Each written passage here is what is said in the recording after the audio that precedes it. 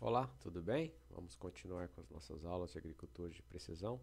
Hoje vamos falar sobre os mapas de produtividade, ferramenta indispensável para avaliar a variabilidade e futuramente criar zonas de manejo. A planta é sempre o nosso melhor sensor. Então, os mapas de produtividade representam claramente, a medição da variabilidade. Pode nos indicar aonde temos maior ou menor produtividade e assim podermos investigar o porquê dessas ocorrências de maior ou menor produtividade. Então, temos os chamados de mapas de colheita, mapas de rendimento, mapas de produtividade. O mapa de produtividade, que é o termo que nós vamos usar, é a informação mais completa. Ele mede, a quantidade de produto que está sendo colhido ali naquele momento.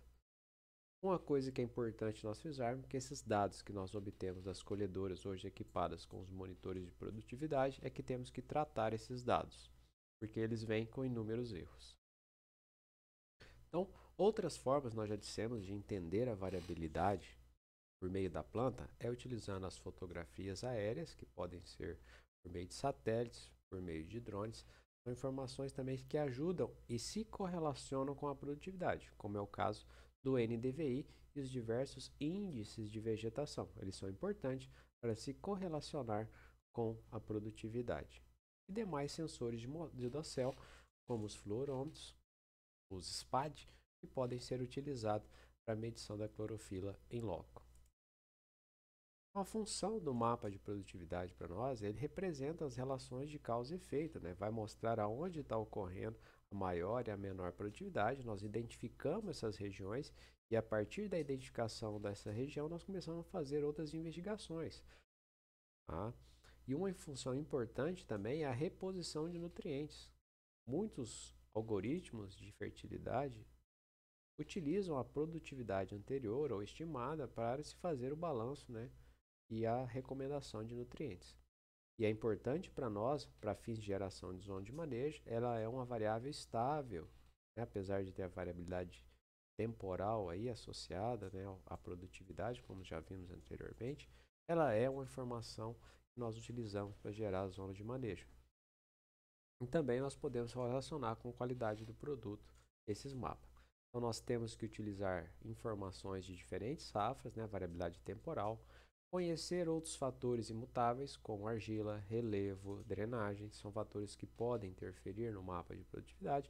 E por fim, com todas essas informações estáveis, nós podemos gerar as zonas de manejo.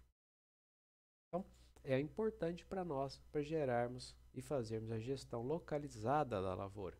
Né? Nessa figura que nós estamos vendo aqui, nós vemos um mapa de produtividade e um mapa de teor de argila.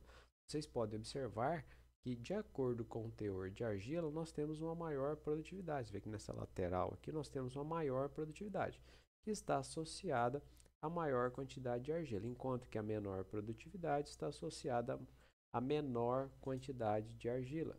Então, é uma das coisas que nós podemos associar utilizando características estáveis, que é a argila e é a produtividade. Então, analisar a variabilidade temporal é muito importante. Observe esses dois mapas da mesma área, um de 2017-18 e outro de 2018-19, que é um contraste entre eles, onde nós observamos que no ano de 2017 e 2018, a região que tinha mais areia, mais arenosa, produziu mais.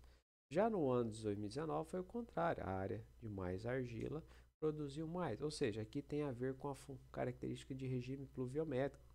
No ano que choveu mais, produziu mais na área arenosa, porque tinha uma melhor drenagem. Já no ano que choveu menos, produziu mais na área argilosa, porque retém maior quantidade de água. Então, a análise temporal é muito importante. Então, o monitor de produtividade, hoje instalados nas máquinas, nas colhedoras, se iniciaram na década de 90. No Brasil, a partir de 2000, a gente começou a ver maior quantidade desses monitores. Tá? Ele é um mapa de pontos que representa uma posição georreferenciada. E esse ponto é dado da seguinte forma: ele representa uma área de colheita. Então, nós temos que essa área de colheita ela é dada pela largura da plataforma, pela velocidade de deslocamento, porque os sistemas monitores que coletam a informação podem ser calibrados, configurados de 1 até 5 segundos. Vejamos o exemplo. Eu tenho uma plataforma de 10 metros, a máquina deslocando a 5 km por hora, isso me dá uma velocidade de 1,4 metros por segundo, considerando que o tempo de coleta do sistema é de 2 segundos. Bom, se o sistema coleta a cada 2 segundos, e eu tenho uma velocidade de 1,4 metro por segundo, em 2 segundos a máquina desloca 2,8. 2 vezes 1,4. Então eu tenho aqui representado 2,8. Se a plataforma tem 10 metros, isso aqui é uma área de um quadrado, a área de quadrado é lado vezes lado. 2,8 vezes 10, quer dizer que esse ponto de coleta aqui representa para mim 28 metros quadrados. E assim sucessivamente nas demais colhedoras, sempre utilizar a velocidade de deslocamento, largura da plataforma e o tempo de coleta do sistema. Aqui, 28 metros quadrados.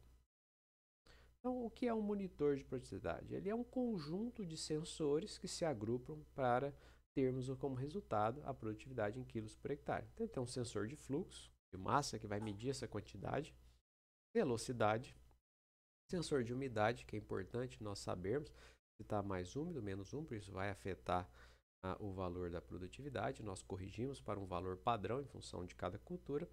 Sensor de posição e largura da plataforma. A posição da plataforma ela é importante porque ela é o liga e desliga do sistema. Plataforma abaixada, sistema coletando dados. Plataforma levantada, sistema não coleta dados. E a largura da plataforma, porque ora o operador trabalha com a plataforma cheia, ora o operador não trabalha com a plataforma cheia. Então o operador tem que informar ao sistema qual é a quantidade de plataforma que ele está usando. Cheia, metade, 3/4. Ele informa ao sistema. E o GNSS, que é o nosso sistema de posicionamento, que vai nos dar a coordenada de cada ponto que está sendo coletado.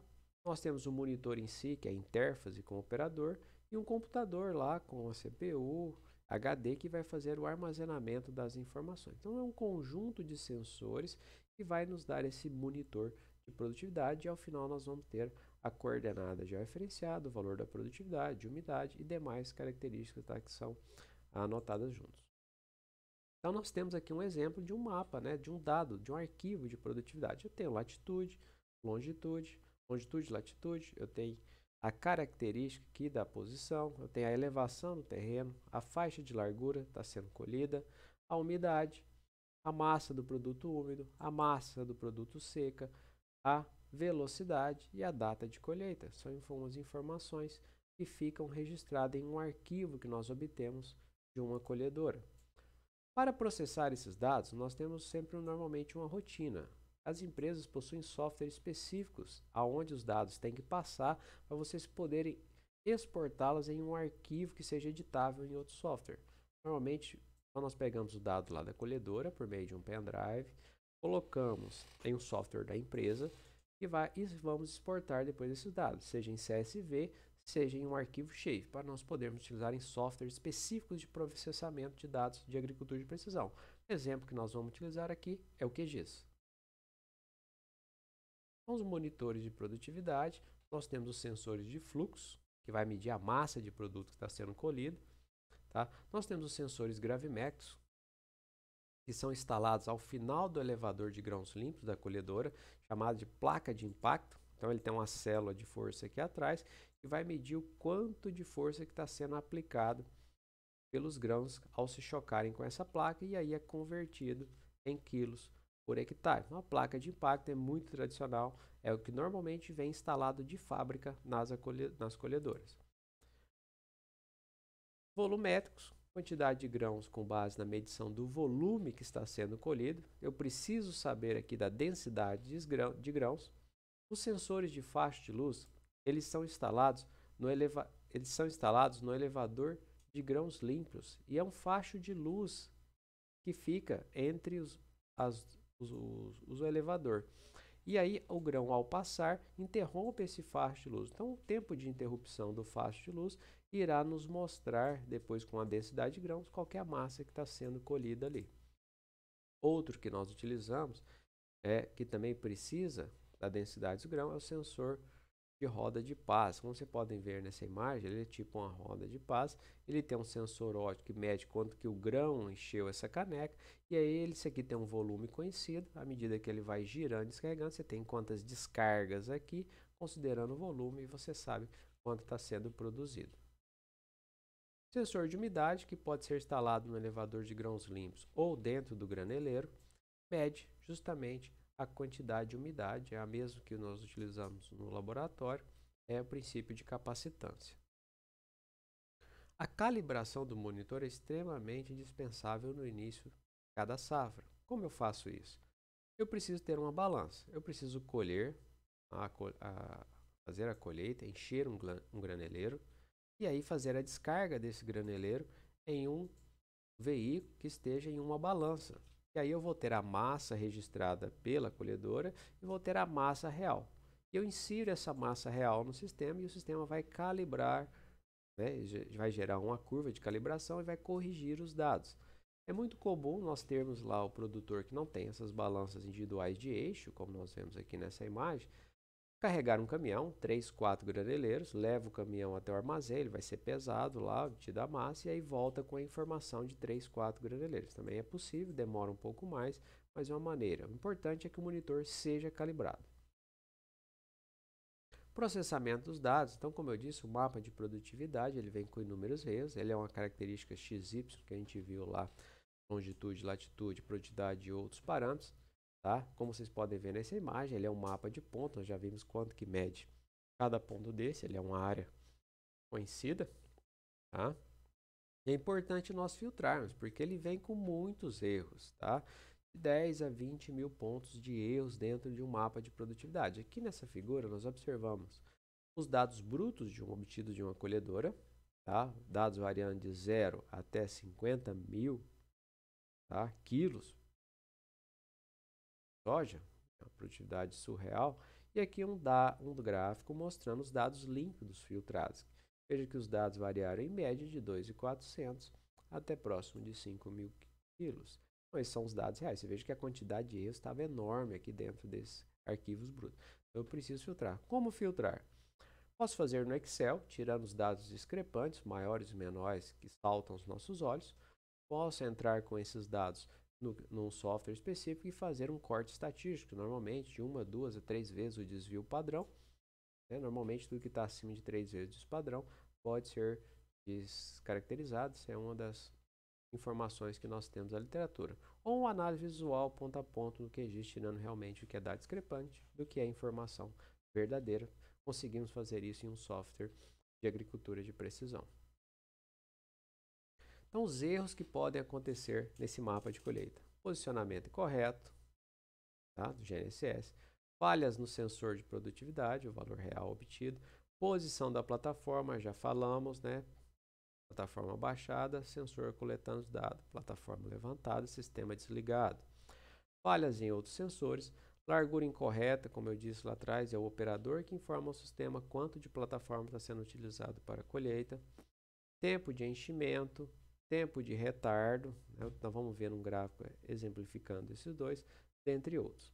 Tá aqui ó, o tempo de retardo, é o tempo gasto entre o início do corte pela plataforma e a chegada do produto colhido ao sensor de fluxo.